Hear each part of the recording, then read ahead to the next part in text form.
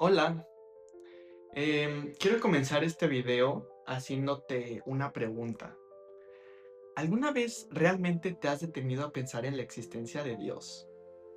Y no te quiero hablar de lo que las religiones fundamentalistas han dicho y que eso también tiene que ver mucho con cuestiones culturales e históricas. Hoy te quiero hablar de la verdad que está plasmada en evidencias históricas de que Dios nos amó tanto que mandó a su Hijo físicamente para poder restaurar el mundo. En primer lugar, te quiero hablar del Jesús histórico, aquel que vivió en este mundo y pues ¿cómo lo sé? ¿Cómo sé que Jesús estuvo en este mundo? ¿Es solo por alguna fe ciega? Pues fíjate que no. Hay evidencia fuera de la Biblia, es decir, fuentes extrabíblicas que lo confirman. Historiadores y escritores de estas épocas mencionaron a Jesús o a sus seguidores. Por ejemplo, Flavio Josefo, un historiador judío del siglo I, escribió en sus Antigüedades judías sobre un hombre llamado Jesús, que fue crucificado y de quien sus discípulos seguían hablando porque estaban convencidos de que había resucitado. También el historiador romano Tácito, autor de los Anales en el libro 15, capítulo 44, relata que el emperador Nerón culpó a los cristianos por el incendio de Roma y explica que su nombre viene de Cristo, quien había sido ejecutado bajo el gobierno de Poncio Pilato durante el reinado de Tiberio. Y por otro lado, Plinio el Joven, gobernador romano, escribió el emperador Trajano en el año 112 después de Cristo, describiendo que los cristianos se reunían para cantar himnos a Cristo, como a un Dios y hacer un compromiso de vivir en rectitud. Es decir, incluso personas que no eran cristianas, que no tenían pues interés en promocionar, por así decirlo, a Jesús, lo mencionan como alguien real que causó un impacto enorme en su época. Estos testimonios nos prueban, no nos prueban la fe, pero, pero sí confirman algo básico, que Jesús existió, fue crucificado y dejó un movimiento tan fuerte que incluso autoridades romanas tuvieron que hablar de él. Y aquí quiero ampliar algo más, pues este trasfondo histórico. Después del Antiguo Testamento hubo unos 400 años de silencio profético. En ese tiempo Israel pues pasó por diferentes imperios, Persia, Grecia, hasta llegar a Roma en tiempos de Jesús. En ese contexto surgieron varios grupos, pero cuando Jesús aparece, no encaja en ninguno de esos moldes. Él viene a anunciar un reino distinto, no de armas, no de poder político, sino de amor, perdón y justicia. En ese tiempo la ley decía, no matarás, pero la gente en su religiosidad y sus reglas decían, puedes pegarle a esta persona, desearle lo peor, pero no lo mates, porque ahí ya está mal.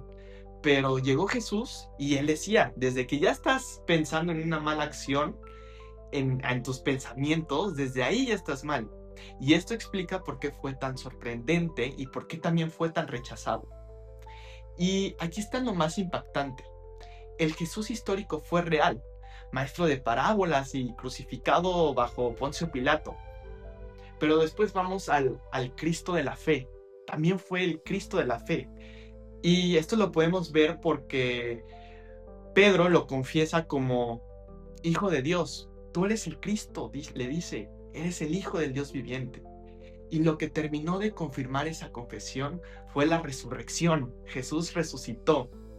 Y una idea que se me ha estado pegando y lo aprendí, lo he estado aprendiendo, lo he estado aprendiendo en este proceso.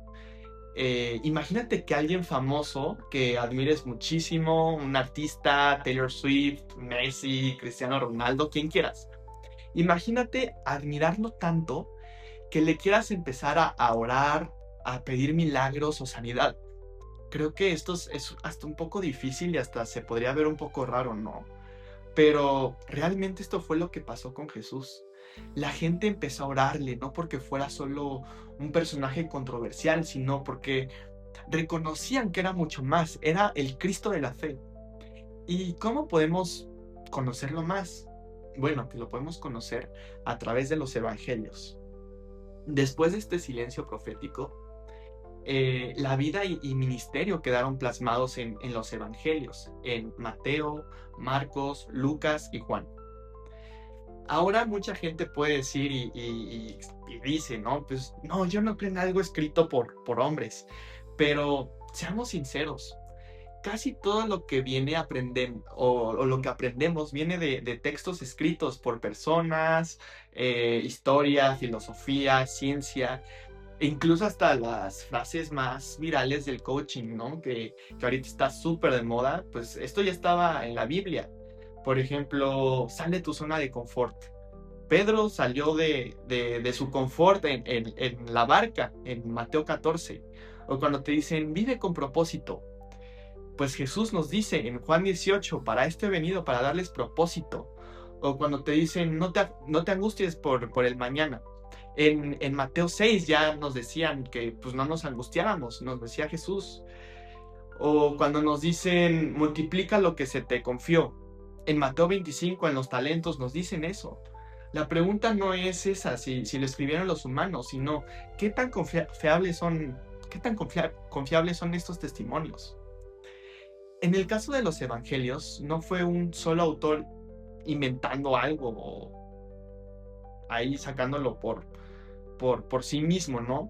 Lo que es sorprendente, por lo menos para mí, es que son fuentes independientes que narran los mismos eventos desde diferentes ángulos. Y a mí lo que me sorprende es que no se contradicen, más bien se complementan. Un ejemplo claro es la resurrección. Mateo habla de un terremoto y un ángel, pero Marcos en ese mismo contexto subraya que las mujeres fueron las primeras testigos de esto. Lucas nos narra un camino a Emaús. Juan enfatiza el encuentro de Jesús con María Magdalena. Y la esencia es la misma, Jesús murió y resucitó, pero cada detalle añade más credibilidad. Son como piezas de rompecabezas, ¿no? Que nos dan más datos y diferentes perspectivas de un mismo acontecimiento. Y con esto en mente, pues también estos evangelios tienen diferentes enfoques. Mateo va dirigido a los judíos, subraya el cumplimiento del Antiguo Testamento. ¿Sabías que se mencionan explícitamente entre alrededor de 12 y 14 veces eventos que fueron cumplidos según el Antiguo Testamento? Mateo era claramente dirigido al público judío y con énfasis de que Jesús realmente es el Mesías. Marcos, pues era más pensado para los romanos. Nos presenta a Jesús como el siervo que sufre. Y Lucas está dirigido a los griegos, resalta que el mensaje es universal, mostrando compasión hacia los pobres y marginados. Y Juan va más allá, va para todos, mostrando a Jesús como el Hijo de Dios, el Verbo hecho carne, y está hecho para que todos podamos conocer a Jesús. Y aquí quiero dar un paso más. Jesús no solo transformó a sus discípulos, también cambió la historia de la humanidad. Hoy en día hasta la idea de los derechos humanos han sido moldeados por sus enseñanzas. Y otra cosa, o sea, ¿cómo sabes lo que está bien y está mal? La enseñanza de Cristo está arraigada a esto. Hoy, más de 2.000 millones de personas lo reconocen como Señor. Jesucristo no es solo parte de libros de historia, ni parte de una figura religiosa. Es la esperanza viva. Él vive. El Jesús histórico confirma que existió y el Cristo de la fe confirma que está vivo y sigue transformando el mundo. Está transformando mi vida, puede transformar tu vida si no es que ya la está transformando ya. Y esto es lo bonito, lo hermoso, que a veces que hay tantas cosas que están pasando en este mundo y aunque no lo parezca, esto es parte de un plan de restauración vigente.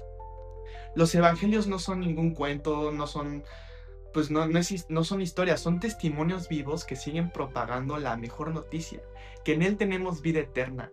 Hablan de lo que probablemente le hace falta mucho a la sociedad y que justo podemos estar cayendo en religión, pero la religión mata, la religión nos asfixia, nos mete en transacciones, nos dice que necesitamos hacer el bien para recibir algo.